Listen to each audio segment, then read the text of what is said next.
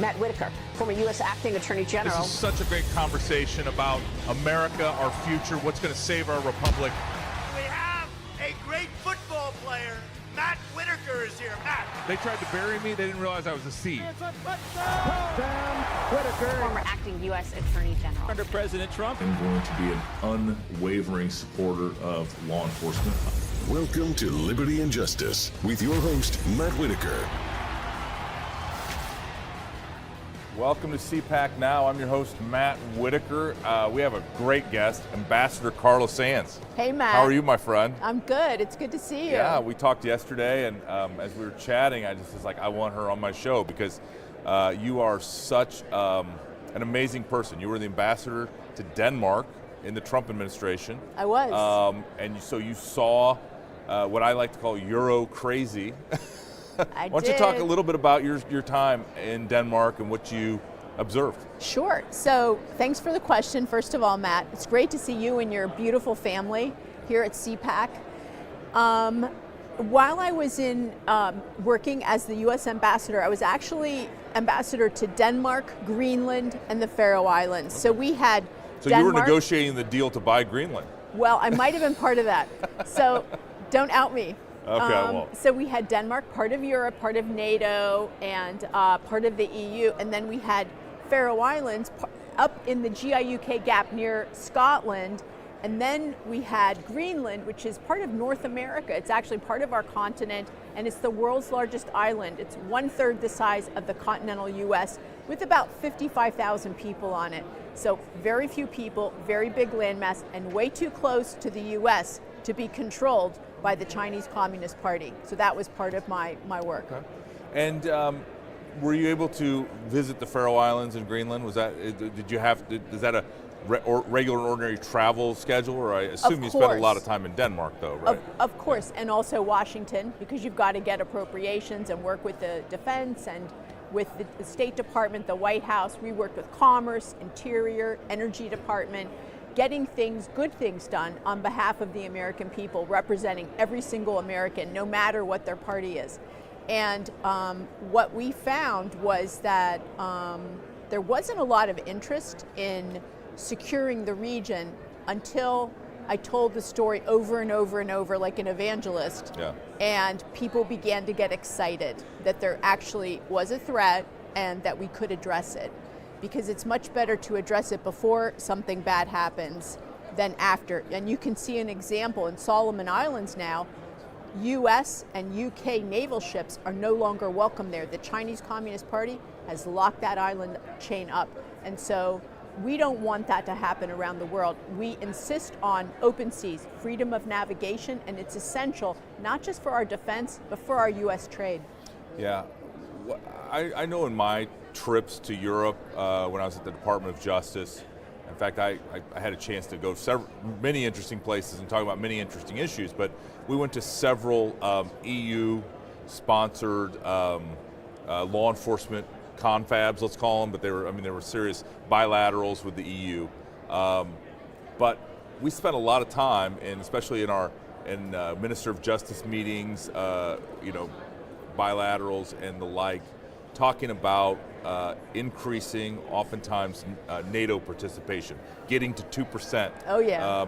I think a lot of people hear that, and they actually think that it's like they write checks for 2% of their GDP to NATO, but that's not actually what we're asking them to do. It's not. So what we're asking them to do is contribute the 3 C's: cash, capabilities, and contributions. And if you look at these rich European countries, they really are acting like we're the sugar daddy. Like the US is going to protect them and going to defend them, but NATO agreement is Article 5. We all come to the assistance if one of us is attacked, and it's ironclad. But Article 3 comes before Article 5. Article 3 says you can defend your own territory and come to the aid of others.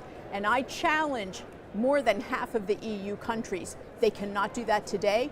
They took that peace dividend benefit when the Soviet Union fell and the Iron Curtain fell. We all gave less to our military. I mean, the UK military now is a fraction of what it was. So while I was working in Denmark, I kept asking the Danish government and military, look, even NATO says you're not ready, you're not buying the equipment you need, you're not recruiting the young men and women and training them that you need, and you're not contributing that battalion unit that NATO says they need from you. You're just simply not doing it. And you want all this from us, but you're not doing your part. And it's a two-way street. Treat others the way you want to be treated. And I did get them to plus up their defense budget, but they still haven't gotten to 2%, and they don't have a plan until 2030. And I promise you, they're not going to fulfill it unless somebody forces them to. President Trump got about $500 billion more to NATO because he said to them, pay up, and he had that little bit of a threat, which maybe people in the US government didn't like. Let me tell you something. These nations, they give free health care to their people, free college, they get a lot of free things that Americans don't get. Meanwhile, we're paying for their defense about 3.5% of our GDP. Yeah, and that was what was so obvious to me in these discussions, is that they had used that dividend, the peace dividend, to invest in social programs and taking it out of their NATO contribution or their defense readiness. And to your point, like Great Britain is in real trouble on defense readiness and an ability to activate any meaningful defense of NATO or of their own home country. And I think, the other thing that President Trump did really well was he also saw how we were being taken advantage of in trade. I mean, and again, trade links countries, and so I get why, but these European countries especially had turned these to their advantage, where we were having to pay all these tariffs for exporting our goods, but they were taking advantage of us importing their goods, and Trump just said this. I understand why this links us, but you're taking so much advantage and protecting your industries and disadvantaging our industries. And so did you see how that manifested in Denmark, for example, or across Europe? Of course it did. So look, the EU was very hateful about the trade issues when I would go and talk to them in Brussels. But when I would talk to the Danish businesses and governments, their insurance companies, pension funds, I would press them hard to invest in US, direct foreign investment, and to buy our products. And what we did is, while I was ambassador, our trade, our exports to Denmark increased over 43%. We became the #1 trading partner in several of the quarters, outpacing Germany, which is their absolute neighbor. They share a border. And so we were very successful with the trade. But I want to tell you a little example. Yeah. As ambassadors, we're allowed to try to help American companies get business if there's one company bidding on a product or some open tender from a foreign government. They needed their port scanners. So I advocated for this American company, the best, much better equipment than the other equipment being offered. It was the best scanners. It was the best scanners. Okay, how come we didn't win that tender? The Chinese wrote the tender for the Danes, and only the Chinese-made equipment could fit in the exact centimeters that it had to be, this equipment. So they blocked us because the Danes didn't write their own government tender. The Chinese person did. And so the Chinese equipment, which now is in about 98% of all of the European ports, Chinese-made scanners, which another opportunity. Risk for exactly. Those countries. So in the limited time we have left, I want to hear about what you're doing now. We're here at CPAC, and you're enjoying CPAC. You've participated on the main stage. Talk to me about what you're up to now. Sure. So after I was ambassador, I ran for the Senate in Pennsylvania, and I got OZ'd.